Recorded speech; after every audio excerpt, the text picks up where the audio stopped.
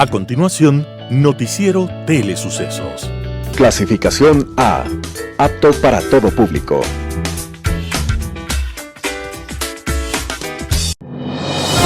Inicie el día bien informado. El mejor noticiero de la mañana informando para usted. Noticiero Telesucesos. Primera parte del noticiero Telesucesos con las noticias más importantes del día. Estimados televidentes, bienvenidos a una emisión más de su noticiero Telesucesos. Un día como hoy.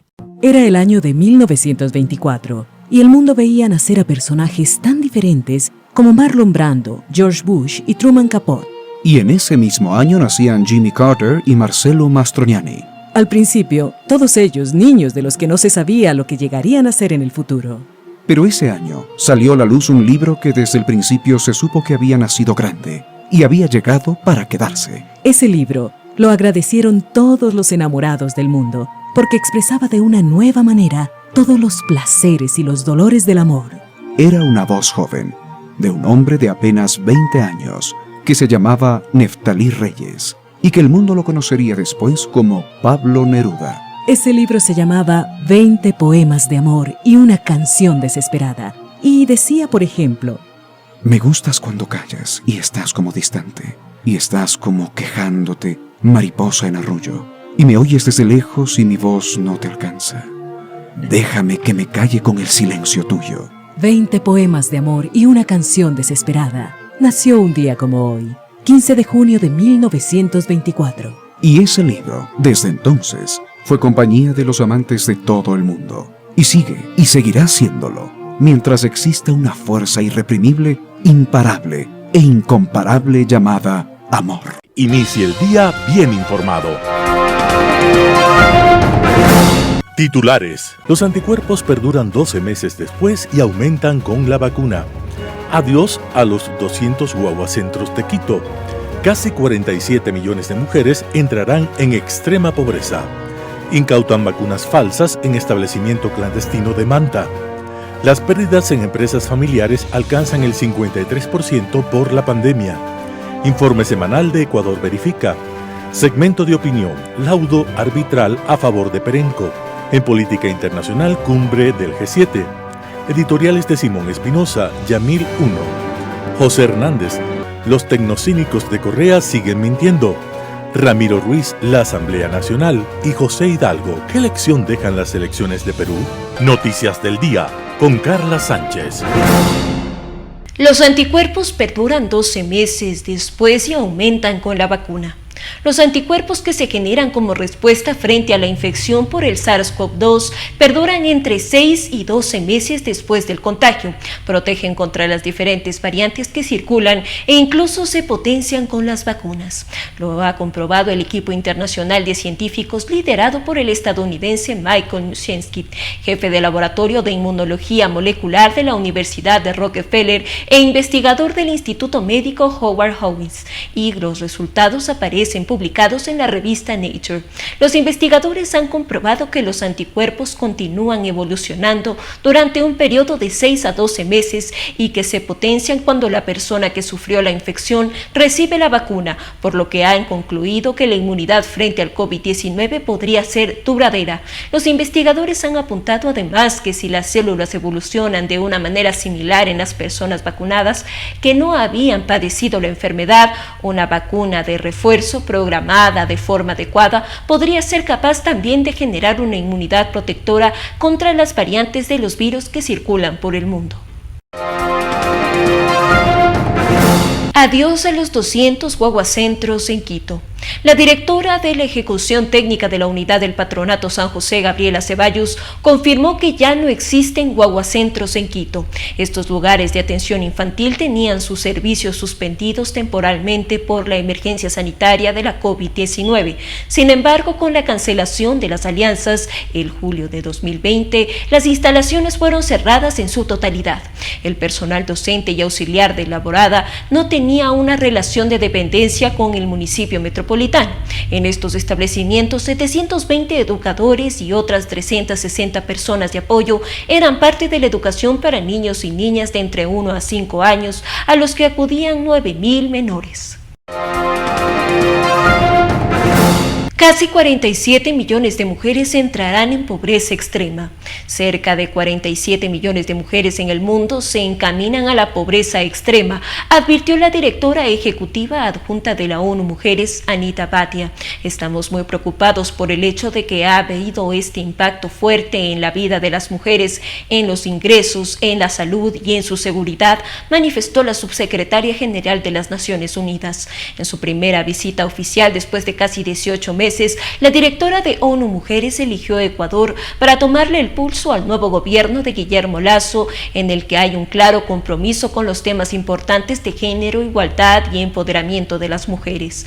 Entre ellos, consideró devastadora la pérdida de los ingresos de las mujeres debido a que la pandemia ha tenido un duro impacto en los sectores donde más trabajan. Hay casi 47 millones más de mujeres en el mundo que van a entrar en estado de pobreza extrema.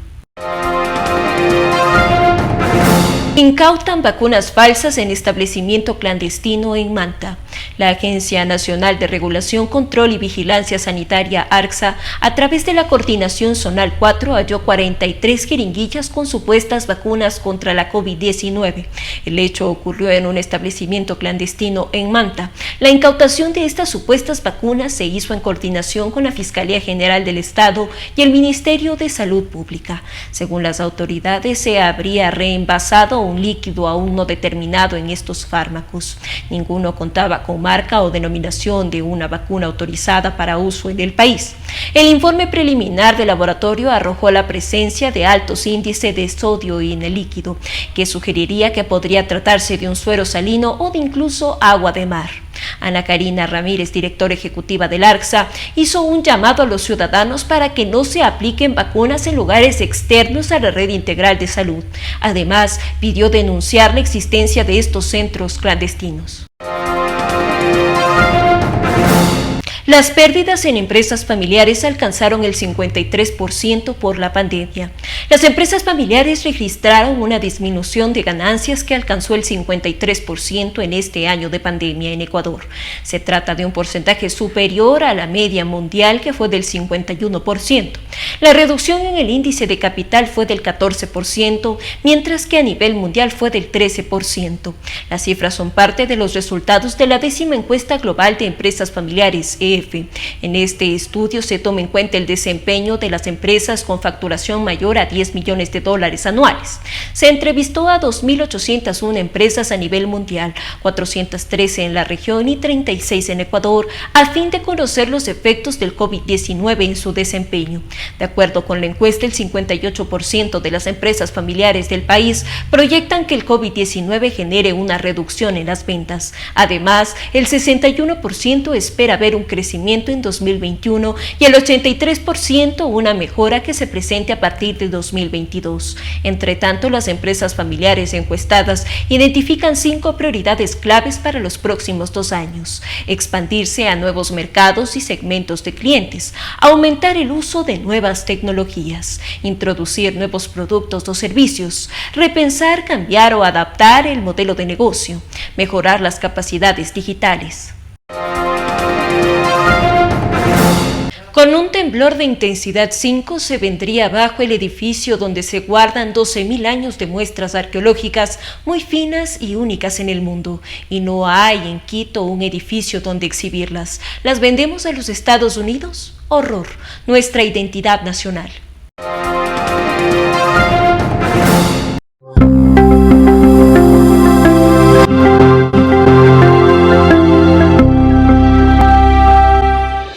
Esta semana en Ecuador Verifica revisamos un contenido que asegura que el presidente Guillermo Lasso tiene el 71.4% de aceptación. La información es cierta, ya que según datos desde el retorno a la democracia, Lasso es el presidente con mayor porcentaje de aprobación al iniciar su mandato. Además, circuló una publicación que afirma que el primer mandatario Guillermo Lasso habría dicho: "En mi gobierno no habrá ningún correísta, debemos limpiar la casa por dentro". La información es falsa porque no se encontraron registros de que el primer mandatario haya realizado estas supuestas declaraciones.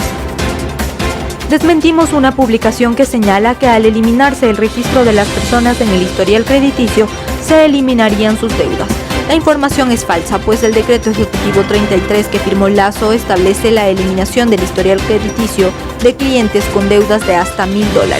Sin embargo, esto no significa que se eliminen las deudas contraídas por clientes. En Ecuador Chequea verificamos la información sobre que la Asamblea Nacional pide revisar el informe de gestión del expresidente. El Parlamento ecuatoriano decidió que la Comisión de Régimen Económico evaluará el informe de gestión que el expresidente Lenín Moreno presentó.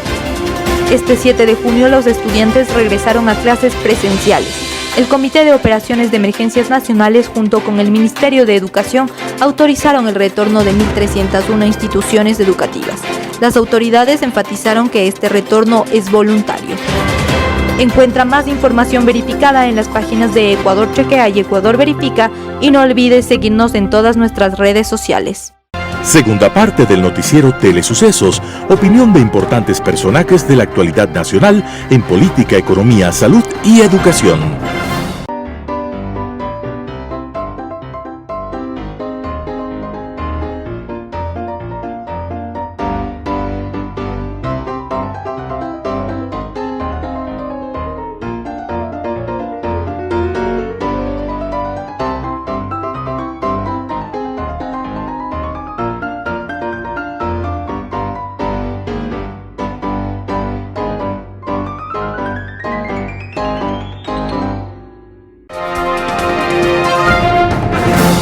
Opinión.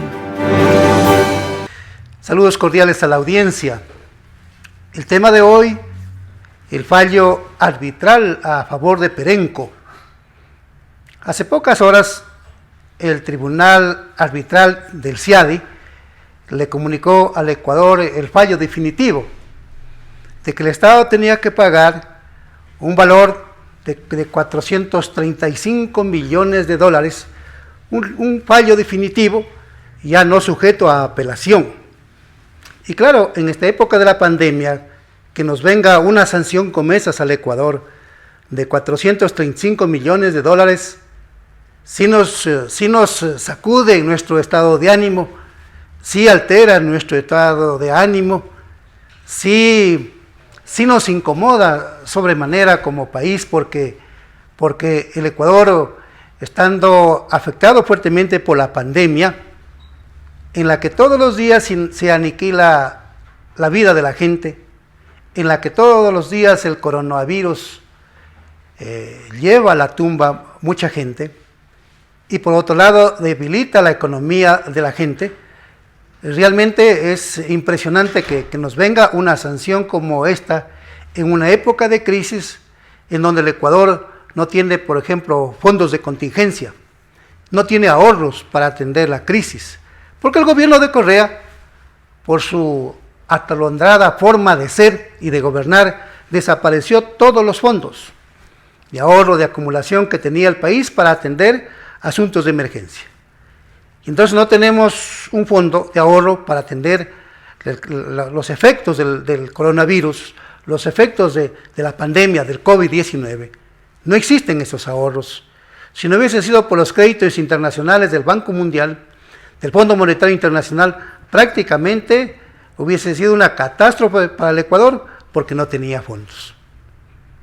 Entonces en este escenario, como digo, en la que todos los días muere la gente por el efecto del COVID, y en la que todos los días la economía de la gente también se ve afectada, y en algunos casos hasta se destruye, en estas condiciones, el Tribunal Arbitral del CIADE nos dice, ustedes tienen que pagar 435 millones de dólares por el fallo arbitral, por el tema del contrato con Perenco. ¿Ya? Miremos algunos datos históricos. En el gobierno del presidente Hurtado, en el año 1984, convocó a la quinta ronda de licitación petrolera para adjudicar varios bloques petroleros en la Amazonía ecuatoriana y en la costa ecuatoriana, costa afuera, o sea, en el mar. Esa convocatoria la hizo para que se adjudiquen estos bloques petroleros Ese gobierno no terminó en receptar las ofertas y obviamente seleccionar las ofertas y firmar los contratos, sino que se hizo en el gobierno del ingeniero Félix Cordero. Se adjudicaron varios bloques petroleros, entre ellos el bloque 7 y el bloque 14 a la compañía Perenco de nacionalidad francesa. Junto a la compañía Perenco también se asoció la compañía Burlington. Entonces las dos compañías venían operando los bloques 7 y 14 ubicados en la región amazónica. Lo venían haciendo mediante el contrato de prestación de servicios. ¿Ya? Entramos a los años 90. A los años 90 vino el gobierno del arquitecto Sisto Durán Ballén y en el año 1993, porque él asumió el mando del gobierno el 10 de agosto del año 1992. Pero en el año 1993 se impulsó la reforma a la ley de hidrocarburos para cambiar los contratos, ¿no? Se hicieron una serie de reformas que no viene al caso que en este momento yo los analice, sino me voy a referir estrictamente al punto que estamos analizando, es decir, al fallo arbitral en contra del Ecuador y a favor de la compañía Perenco. ¿Qué sucede? Que a partir de la reforma de 1993, ¿ya?, a la ley de hidrocarburos, el gobierno del arquitecto Sisto Durán Ballén cambió los contratos. Paulatinamente fueron cambiando los contratos. Los cambió el gobierno de él, el gobierno del doctor Yamil Maguad y también el gobierno del doctor Gustavo Noboa. Entonces el contrato con Perenco se cambió en los años 90, se cambió de prestación de servicios a participación.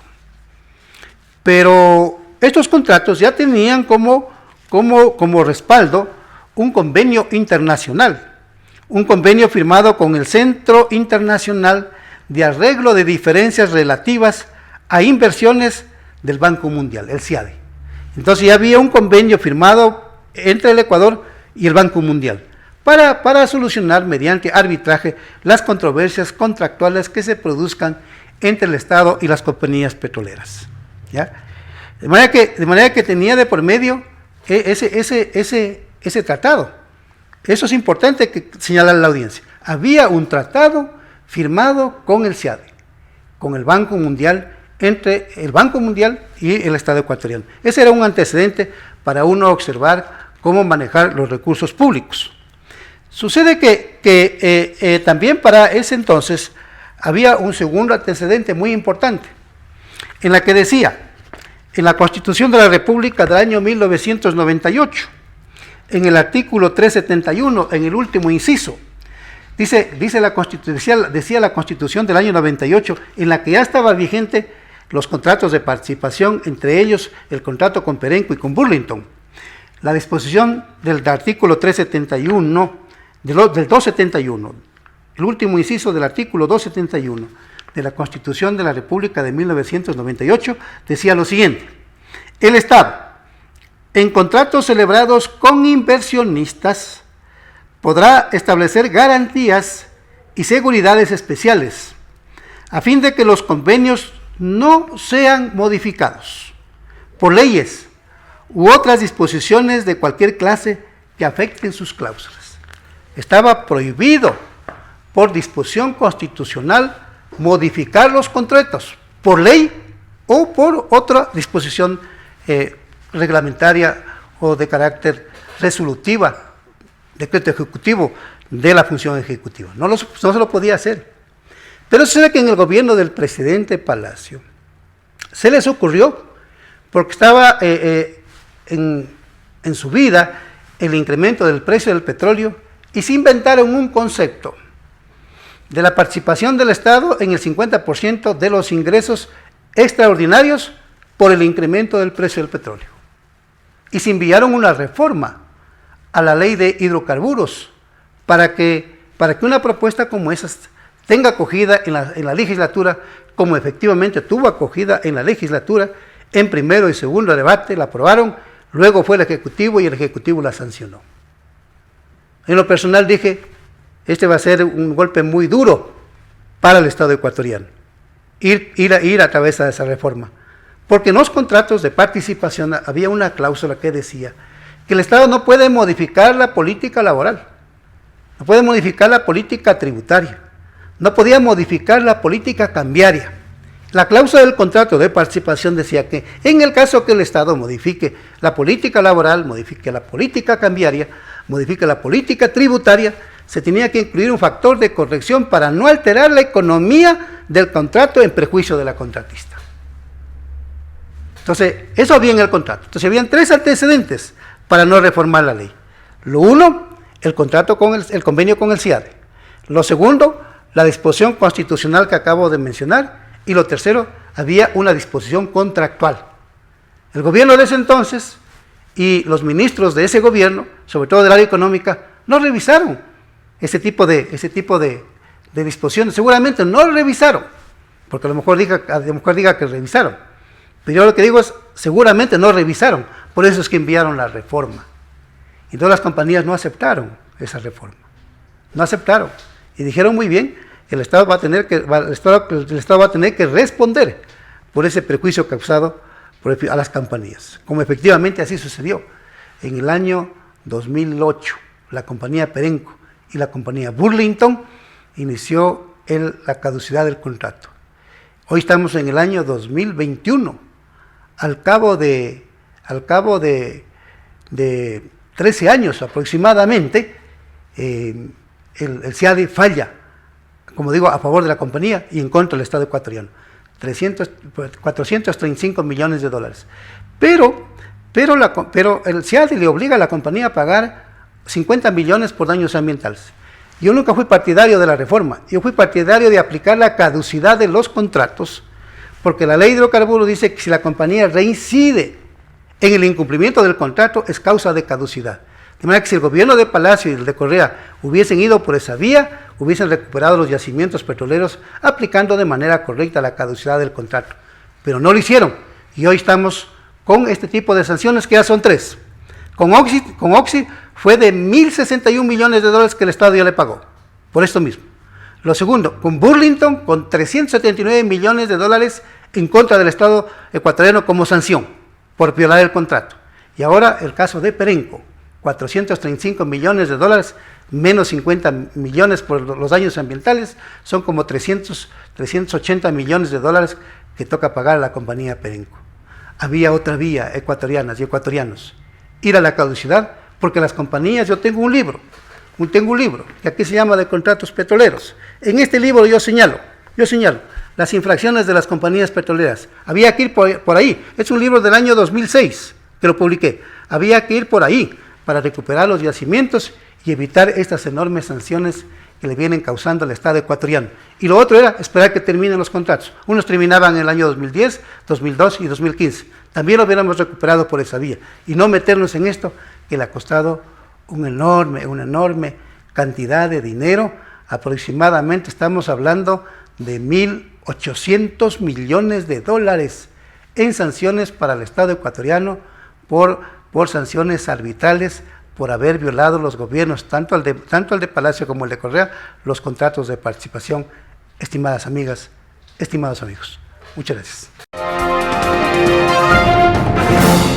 Global Hoy con Alan Carney. La cumbre del G7, concluida el domingo pasado, celebrada en Cornwall, en el Reino Unido, en lo explícito ha girado en torno a la pandemia y sus efectos y al cada vez más alarmante proceso de calentamiento global y cambio climático. En lo implícito, otro factor ha estado muy presente en la cumbre y es el que se refiere a China como principal agente contrario a la visión democrática occidental. En referencia a la pandemia del COVID-19, se ha asumido un compromiso por parte de los 7 miembros del grupo de proveer a países de menor desarrollo con 1.000 millones de dosis de vacunas para contribuir a enfrentar a la pandemia, bajo la consideración de que la única manera efectiva para detener la expansión de la pandemia y poder abrir las economías del mundo nuevamente será la vacunación masiva a nivel mundial. Parecería, sin embargo, que dicha cantidad estaría bastante por debajo de la real necesidad. No olvidemos que los habitantes del mundo sin acceso directo, sea por razones económicas o técnicas, a las vacunas, están más bien en el orden de los 4.500 a 5.000 millones de personas. Al momento, menos del 10% de la población mundial se halla protegida por 2 dosis. En la misma línea, se proveerá asistencia económica a las economías más golpeadas por el COVID-19 vía inversiones que generen empleo para recuperar parte de los trabajos que se han perdido por la fuerte contracción económica con sus graves consecuencias sociales. El otro eje, el del control del cambio climático, propone ahora sí cumplir con lo acordado en cumbres anteriores en cuanto a la creación de un fondo de $500 mil millones para apoyar a los países que aún mantienen el uso del carbón como fuente primaria de combustible para generación eléctrica. Y proponer o propiciar la reconversión hacia fuentes de energía no contaminantes. Sin embargo, en este ámbito el principal problema radica en la voluntad política del principal usuario de plantas de carbón altamente contaminantes en el mundo, que es China. Según declaración de Pekín, China pretende desactivar sus plantas de carbón para el año 2050, sensiblemente más tarde del plazo de 2025 o incluso de 2022, que se está planteando en el mundo desarrollado occidental. Al ser China el principal contaminante del mundo en emisiones de CO2 y continuar utilizando esta forma de energía sucia, todo el esfuerzo que el resto del mundo haga para reducir sus propias emisiones caerá en saco roto, pues inclusive al momento se están construyendo en China numerosas plantas térmicas de carbón que entrarán en operación en el corto plazo. Esta conducta abona en favor de las extremas posturas del expresidente Trump cuando arguía para no adherir al Acuerdo Climático de París la ventaja económica que significa usar carbón, que es muy barato, frente a los aún mucho más altos costos de las energías limpias. Con la evidencia del crecimiento en la construcción de plantas térmicas a carbón, la declaración de intenciones china para reducir sus emisiones resulta poco creíble, al situarla en un horizonte temporal tan alejado y ante el escaso respeto chino por los acuerdos que asume. China se precia de ser ya hoy, o muy pronto, la primera economía mundial. Paradójico resulta que la primera economía del mundo sea también la principal contaminadora del planeta y quien pone en riesgo los esfuerzos que se están tratando de concertar para enfrentar y frenar el calentamiento global.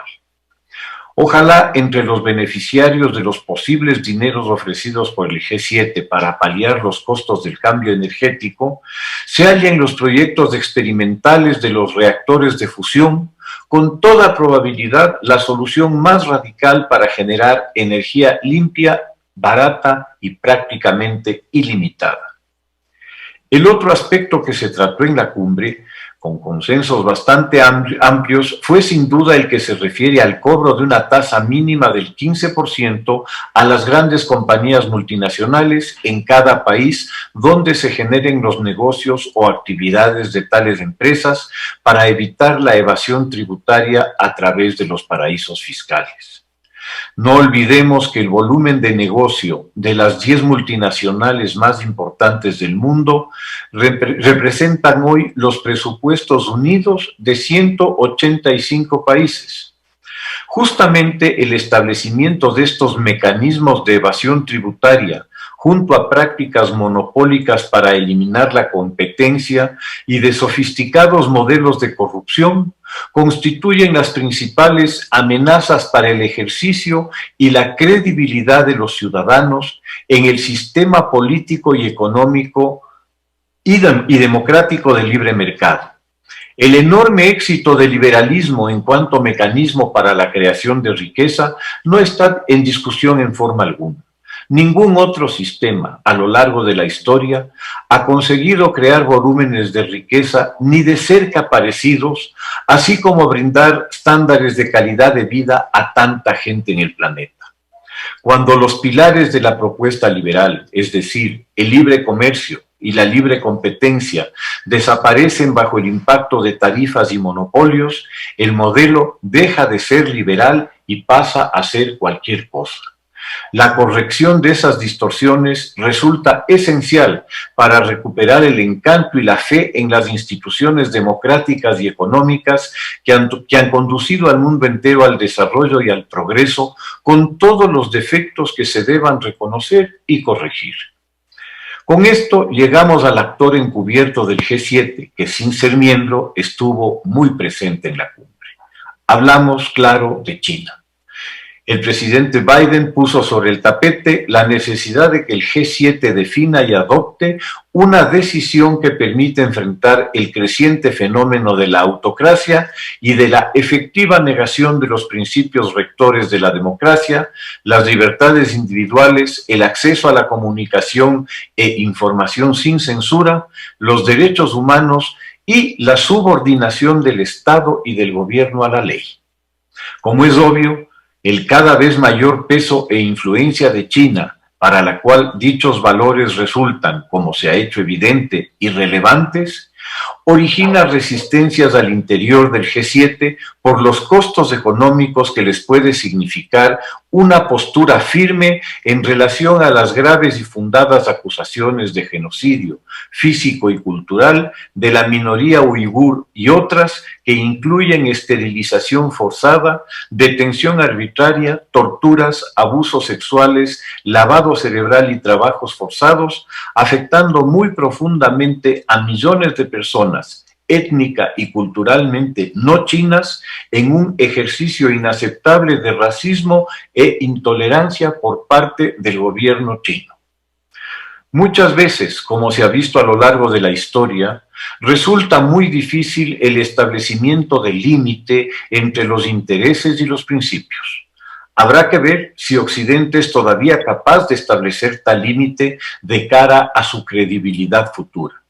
Claudicar ante la tiranía y la injusticia fue el mejor camino hacia la guerra y el holocausto. Siempre es bueno ejercer la memoria. Muchas gracias.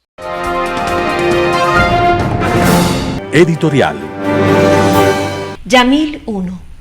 Yamil Mawadwi, de ascendencia libanesa y alemana, nació en Loja el 29 de julio de 1949, alcalde de Quito entre 10 de agosto de 1992 y 1998. Fue elegido presidente de la República para el periodo 1998-2002. Firmó el Tratado de Paz con el Perú el 26 de octubre de 1998 y adoptó como moneda nacional el dólar, derrocado el 21 de enero del 2000. Desde entonces ha estado vinculado con la Universidad de Harvard, donde enseña negociación, liderazgo y gobernabilidad. Es miembro académico de varios institutos y de los directorios de algunas organizaciones dedicadas a promover la paz y la democracia. Conferencista invitado por organismos públicos y privados como el Banco Mundial y la Organización de Jóvenes Presidentes. Coautor de Roger Fisher y Daniel Zafiro del libro Emociones de la Negociación en 2005. En 2013 fue condenado a amnistía en 12 años de prisión por delito de peculado y apelada a la sentencia en 2017 le bajaron a 8. Como alcalde inauguró Trolebús en Quito el 17 de agosto de 1995. Van ya 26 años de servicio eficiente y transporte de la ciudad. Hoy necesitaba nuevas iniciativas. Batió récord de haber podido cerrar en tan solo 2 meses y 16 días la herida abierta de 169 años en la frontera sur. Pese al costo económico y a la gran emigración que el pueblo de Ecuador debió pagar, sufrir y llorar, la institución del dólar ha sido útil y defendida por el elevado porcentaje de ecuatorianos. También el sufrimiento del propio Maguad ha sido intenso, grande y cruel, pero por fin se ha decidido a explicar pormenores y circunstancias de su gobierno en el libro Así dolarizamos al Ecuador, Memorias de un acierto histórico en América Latina. Bogotá, Ariel, mayo 2021, 1062 páginas y prologado por el economista argentino Domingo Ceballo. Más testimonios de José Velasco Ortiz, Alfredo Arizaga, José Guzmán Ortega, Mario Prado Mora, Miguel Dávila Castillo, Juan Pablo Aguilar Andrade, José Gutiérrez Witt, Benjamín Ortiz, Breman y Ricardo Hausmann. obra útil para la historia de la República, la ética y el arte de gobernar, y condena implícita a la pasión política. Recuerda una caricatura de Bonnil en El Universo el 27 de marzo de 1998, Febres Cordero y Nebot alzados los brazos y tomadas las manos diciendo: queremos un país gobernable, por eso le haremos ingobernable la vida al próximo presidente. Estas memorias constituyen un ejemplo de valor humano y de gran fortaleza frente a la adversidad. Con tristeza contemplamos cómo se ha ensalzado el país a gente indeseable y cómo se ha denigrado a quienes le han servido con valor y visión de estadistas. Cuánta razón tenía el gran Rubén Darío, padre del modernismo en la lengua española, al escribir: Cristo va por las calles flaco y enseclende. A Barrabás tiene esclavos y chatarreras, y en las tierras de Chiva, Cusco y Palenque han visto engalanadas las panteras. Simón Espinosa, El Comercio. Los tecnocínicos de Correa siguen mintiendo. Pavel Muñoz, la principal cabeza del correísmo en el país, se compró el argumento más peregrino y más rastrero posible para defender a Jorge Yunda, que su salida tiene un profundo tufo a racismo. Y por supuesto, agrega que el alcalde de Quito no fue coideario de la Revolución Ciudadana y otras bellezas. En su defensa, Muñoz afirma en un texto que colgó el 3 de junio en su cuenta de Twitter que siempre es importante tener en cuenta el contexto. En eso tiene la boca llena de razón, y hay que hacerle caso. Pavel Muñoz es quizá el producto más acabado de la generación tecnocínica que parió el correísmo. En su gobierno, Rafael Correa levantó un doble mito. El primero, ser joven. Para él representaba un valor de superioridad, y basado en ese credo, su gobierno votó viejos profesores, médicos y funcionarios. El segundo, exhibir muchos diplomas. Un atributo sin duda de superioridad que produjo la moda de la titulitis. El nivel de la administración y los centros académicos dependía del número de funcionarios o profesores con PhD. El poder de esta burocracia dorada estuvo ligado siempre a las Emplades, organismo donde Pavel Muñoz pasó la mayor parte del tiempo, 5 años en total, durante la década correísta. Por supuesto, el poder de esa burocracia dependía del grado de lealtad que mostraban por el líder supremo y de su actitud visionaria. Debían ver refinerías donde solo había terrenos aplanados. Un ejercicio aparentemente asequible para esos funcionarios o académicos que también se acostumbraron a ser muy generosos pensando en su patrimonio con dineros públicos. René Ramírez es uno de los casos paradigmáticos. Se entiende que mentir a lo grande, a veces como protagonistas, ejemplo, Yachay, a veces como cómplices, ejemplo, el Yasuní, no les mortificó, se acostumbraron. Y al parecer se convirtió en su segunda naturaleza. El comunicado que publicó Muñoz es la prueba. La primera coartada es consistente con la cultura correísta: victimizarse. Se trata de poner el acento en atributos personales, de clase, de raza o de procedimiento judicial. En todo, salvo en los delitos cometidos o los motivos por los cuales son requeridos por la justicia.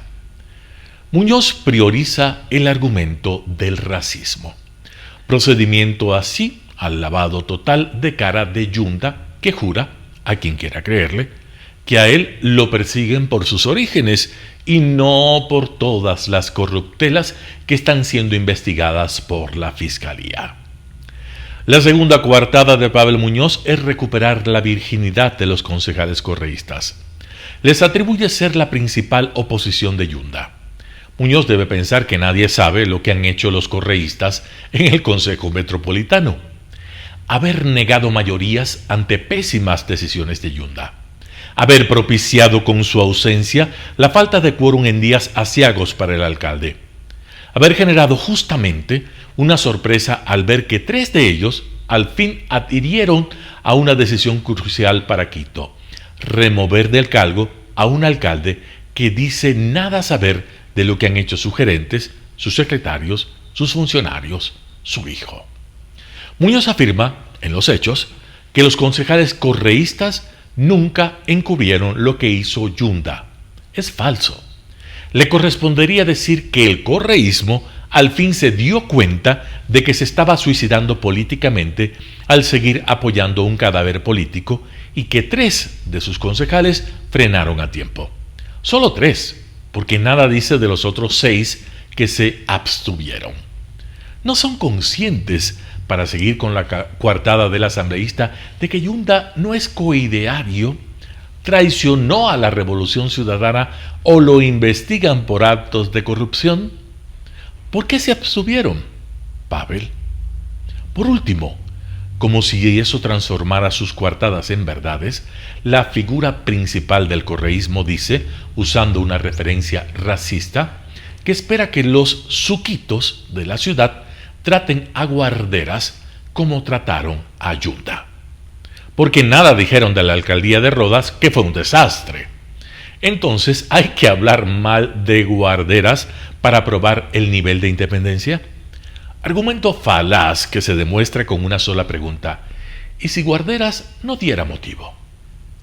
Eso mismo atestigua que Pavel Muñoz no reflexiona en función de los hechos, sino basado en equivalencias políticas que nada tienen que ver con las acciones reales de gobierno protagonizadas por un actor político. Si criticaron a Yunda, tienen que criticar a quien lo sustituya, haya o no motivo. La ética no está en su campo de visión. Por lo demás, Cuatro Pelagatos ha hecho su trabajo con todas las administraciones evocadas por Muñoz, tanto con Augusto Barrera como con Mauricio Rodas o Yunda. Luisa Maldonado, figura del correísmo en Quito, lo reconoció públicamente cuando era concejala en la administración de Rodas. José Hernández, Cuatro Pelagatos. La Asamblea Nacional. El gobierno de Guillermo Lasso, con una proyección liberal, tendrá dificultades en administrar el país con una constitución y leyes populistas ordenadas por un caudillo. Recordemos que la Constitución del 2008 replantea la soberanía regional frente a Estados Unidos y el mundo. Finge la apertura de vías y destinos comerciales como la inversión de capital. Este diseño de constitución oculta el rechazo a Estados Unidos y a los países desarrollados. Sin embargo, en la práctica borró la soberanía económica con el endeudamiento gigantesco con China y la entrega del petróleo. En resultado al fracaso económico y un retraso social, la Constitución y las leyes fueron violadas según la necesidad y al antojo del jefe. La Constitución actual define al Estado como la única forma de protección a la soberanía. Esta es la característica común de los gobiernos populistas de Latinoamérica, los que hasta ahora existen con el modelo del socialismo del siglo XXI. La soberanía es un pretexto para sostener la barbarie social con las manifestaciones o en algunos casos subsidiar a Cuba y a Nicaragua o abrir caminos al narcotráfico, al terrorismo y al lavado. La Constitución es absolutamente presidencialista. El poder del presidente de la República no tiene límites ni control, faculta la manipulación de los poderes del Estado. Rafael Correa hizo con trabajo perfecto y consiguió no solo poder, sino abuso y corrupción. Otro punto rojo es el buen vivir, que no es más que una oferta imaginaria constitucional. Propone equilibrio entre la economía, la naturaleza y los pueblos que lo habitan. El buen vivir garantiza un falso proceso sustentable o sostenible del desarrollo. El gobierno de Lenín Moreno, la Asamblea Nacional no cambió el modelo. No lo intentó porque no le hizo falta, por ejemplo, reducir una burocracia gigante de 40 ministros y secretarías, algunos de ellos improductivos, aunque fueron el soporte de la economía estatal con el consumo de los burócratas. Los gobiernos locales y provinciales copiaron el guión del gobierno central. Esta ganga le cuesta al gobierno 9.000 millones de dólares al año. La Constitución instauró un modelo de dependencia. La vida de miles de burócratas depende del gobierno. Arruinó la capacidad de independencia de los funcionarios públicos para volver desenvolverse y para ir por sí mismos y anuló la inteligencia creativa. El presidente Lasso no le puso ojo a este problema. Esperemos que en un futuro inmediato lo resuelva. La Constitución correísta presenta la política económica condicionada con los principios socialistas que defienden una sociedad dependiente del Estado, economía estadista que ampara a los ciudadanos conectados al cordón umbilical del gobierno, más o menos como lo que hace un hijo joven y supuestamente competente pero mimado que espera la manutención del padre, pero si no lo consigue explota de inmediato en un berrinche y pataleo. ¿Acaso no lo han demostrado los choferes, los trabajadores, los estudiantes? ¿No amenazaron los indígenas paralizar el país olvidando el poder y la magia de la palabra y el diálogo? En la justicia están vigentes leyes débiles. En la Constitución consta el invento del arresto domiciliario, las visitas semanales de los delincuentes a las fiscalías, el grillete electrónico. Tenemos a la orden un sistema de justicia que facilita la coima, la liberación de los delincuentes para que sigan quebrantando la ley y sigan paseándose por las calles. Con la Constitución actual tiene que gobernar Guillermo Lasso y su equipo de gobierno. La Asamblea Nacional será capaz de cerrar las puertas a los conflictos ideológicos. Los asambleístas estarían dispuestos a desmontar el andainaje de leyes que causaron decepción y agudizaron el subdesarrollo. ¿Será posible que un análisis detenido de la Constitución de 1998 como una alternativa viable y práctica? La Constitución que se elaboró en Riobamba tiene una filosofía política y jurídica que defiende la libertad individual, la igualdad ante la ley y una reducción del poder del Estado. Defiende los derechos individuales como el derecho de propiedad, la libertad de asociación, la libertad de religión o la libertad de expresión, el libre mercado, la igualdad ante la ley de todos sin distinción de sexo, raza, origen o condición social, el Estado de Derecho o imperio de la ley al que deben someterse los gobernantes. Si no cambia el rumbo de la Asamblea Nacional, el país no saldrá de la calamidad socialista. Ramiro Ruiz. ¿Qué lección dejan las elecciones en Perú? Entre los años 2000 y 2019, antes de la llegada de la pandemia, la economía del Perú creció a una tasa promedio anual del 4.8%, casi 2 veces mayor que la que alcanzó América Latina en conjunto, 2.5%. Gracias al dinamismo de su economía en el mismo periodo, Perú consiguió prácticamente duplicar su Producto Interno Bruto per cápita en dólares constantes, lo que significa que al menos en promedio en el 2019, cada peruano era 2 veces más rico que al inicio del siglo. Por otro lado, la inflación promedio entre ambos años fue de apenas 2.7% anual, lo que permitió que los ingresos de los trabajadores mantuvieran su poder adquisitivo. Además, el sol peruano se mostró mucho más estable que las demás monedas de la región, incluso en medio de shocks externos como la caída en el precio de los commodities. Esta estabilidad generó confianza en los agentes económicos y permitió que el sistema financiero peruano captara depósitos y entregara créditos, sobre todo en moneda local. Otro factor que contribuyó a las altas tasas de crecimiento fue el orden en las finanzas públicas. Entre 2000 y 2019, el déficit promedio del gobierno general del Perú fue de apenas 0.4 del Producto Interno Bruto, 4 veces menor que el del Ecuador, que permitió mantener el índice de riesgo país entre los más bajos de los mercados emergentes y, de esta manera, conseguir buenas condiciones de financiamiento y atraer inversión extranjera en cantidades significativas. Gracias a las altas tasas de crecimiento económico y a la baja inflación, entre 2004 y 2019 la tasa de pobreza en Perú cayó, según el Banco Mundial, de 58.7% a 20.2% de la población. En el mismo periodo, el índice de Gini, que mide la desigualdad al interior de un país, también mostró una mejora, pero más modesta, de 0.499 a 0.415.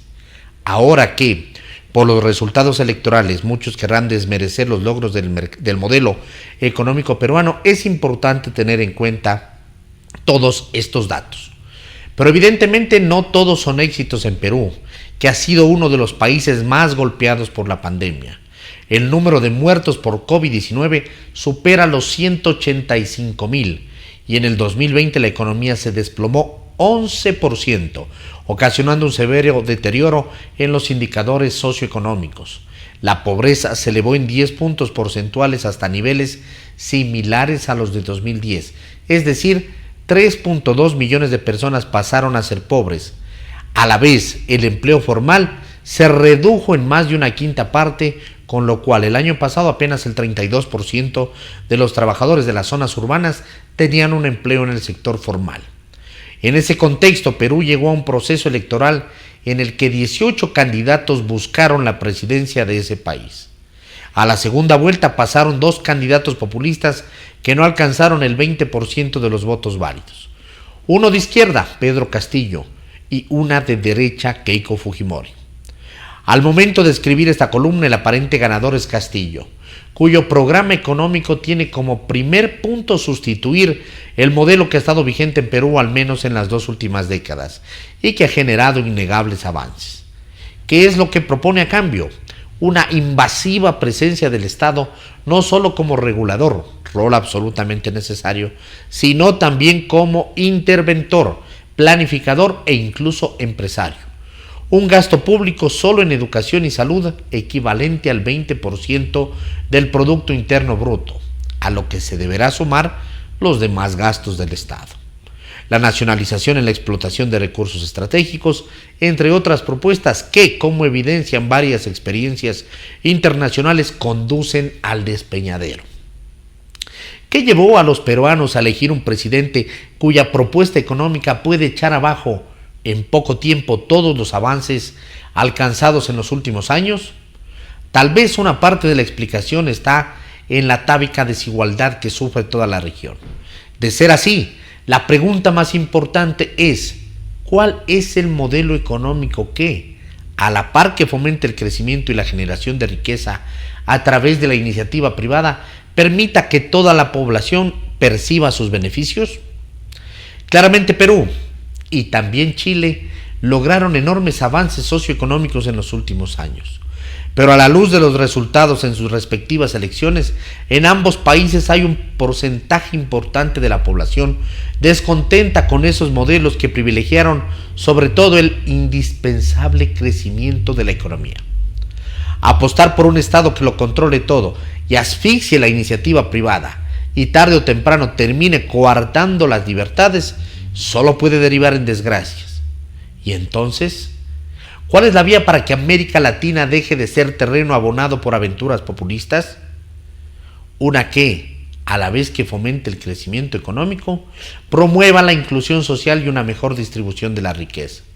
Suena bien, pero encontrar ese difícil equilibrio con estados profundamente corruptos y grupos de presión, élites, sindicatos, partidos políticos, muy poco dispuestos a ceder espacios, es todo un desafío. No solo para los gobiernos, sino principalmente para las sociedades. Artículo publicado en 4 Pelagatos de autoría de José Hidalgo. Y así finalizamos una emisión más de su noticiero Telesucesos. Manténgase en la sintonía de nuestra programación y no olvide seguirnos por nuestras redes sociales. Nos encuentran en Facebook como Telesucesos, en Instagram como @telesucesos_ en Twitter como @telesucesos29, en YouTube como Telesucesos HD y también por nuestra página web www.telesucesos.net. Hasta la próxima. Lo mejor de la mañana informando para usted. Noticiero Telesucesos.